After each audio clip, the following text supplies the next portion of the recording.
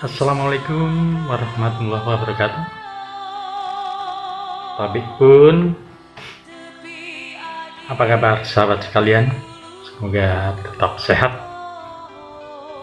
Sebagai bagian dari warga Kota Bandar Lampung, saya merasa wajib untuk memberi sumbangsi pemikiran kepada pasangan wali kota dan wakil wali kota yang akan terpilih pada tanggal 9 Desember 2020 nanti.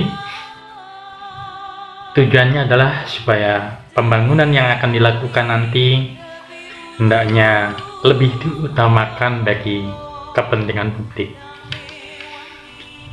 Harus disadari bahwa lahan atau ruang yang ada di Kota Bandar Lampung saat ini sudah dalam kondisi kritis. Kawasan perbukitan dan tanah rawa sudah berubah fungsi menjadi kawasan komersil dan fasilitas lain yang memiliki nilai ekonomis. Akibat adanya perubahan lahan tersebut, maka ruang bagi masyarakat untuk dapat berekspresi pada ruang dan taman publik selalu terkalahkan. Keberadaan ruang terbuka hijau yang merupakan ruang publik di Kota Bandar Lampung hanya sekitar 11% lebih. Sementara undang-undang mengamanatkan minimal 20% dari lahan kota yang ada. Dan ini kemarin sempat dimunculkan oleh panelis pada saat debat kandidat calon wali kota Bandar Lampung tahap pertama. Padahal taman publik sangat penting untuk memenuhi kebutuhan masyarakat umum dalam melakukan fungsi sosial. Taman publik merupakan ekspresi dari nilai-nilai demokrasi, di mana keberadaannya merupakan wadah bagi masyarakat untuk saling berinteraksi, baik dengan alam maupun sesama anggota masyarakat tanpa harus membedakan suku atau ras. Fitrah setiap manusia mendambakan sebuah kehidupan yang lebih baik. Tidak hanya sekedar dapat hidup layak secara ekonomi, namun juga mendambakan kehidupan yang terdiri dari manusia-manusia sehat, baik secara psikologis, yakni saling peduli, saling berempati, berprestasi, dan saling bahu-membahu membangun peradaban yang lebih baik.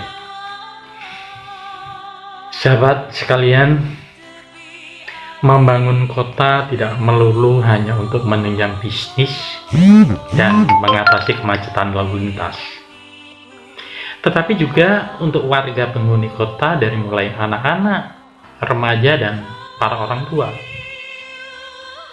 Membangun jalan memang perlu, tapi jangan sampai mengabaikan hak-hak bagi para pejalan kaki dan pesepeda demi untuk kesejahteraan masyarakat. Perlu dicatat bahwa mereka berjalan kaki itu bukan karena keinginan, melainkan sebuah keterpaksaan.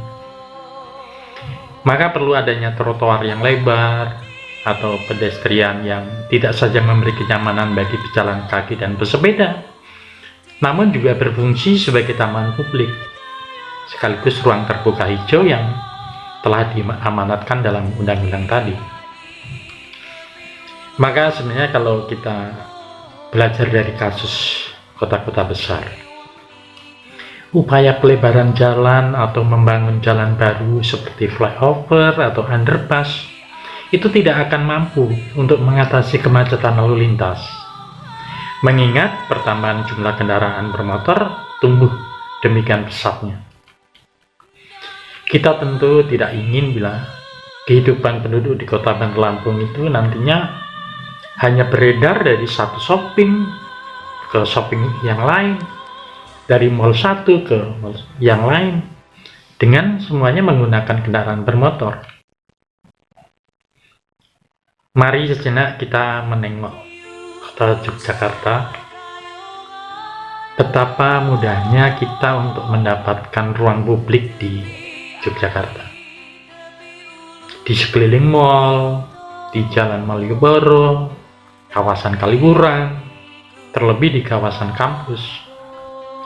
Siapapun yang bertandang ke kota Jogja akan merasakan kenyamanan. Itu tak terbantahkan, walaupun kemacetan lebih parah daripada kota Bandar Lampung.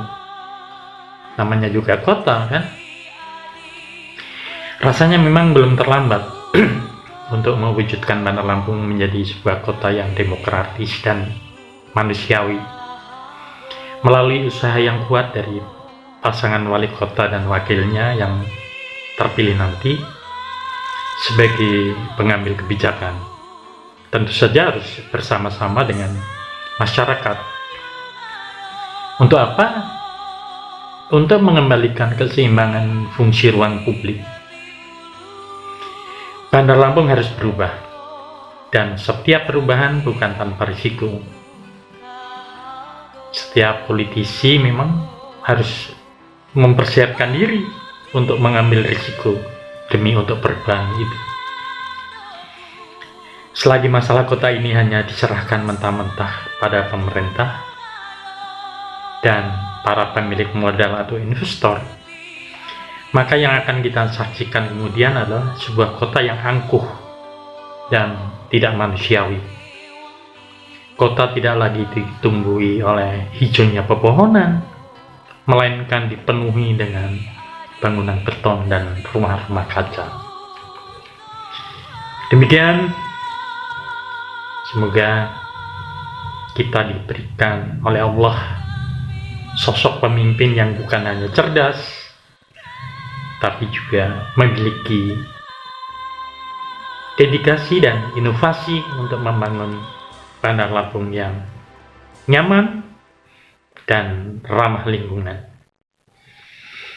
Taqabbalallahu minna wa minkum. Kulu amin wa antum bi khair. Wassalamualaikum warahmatullahi wabarakatuh.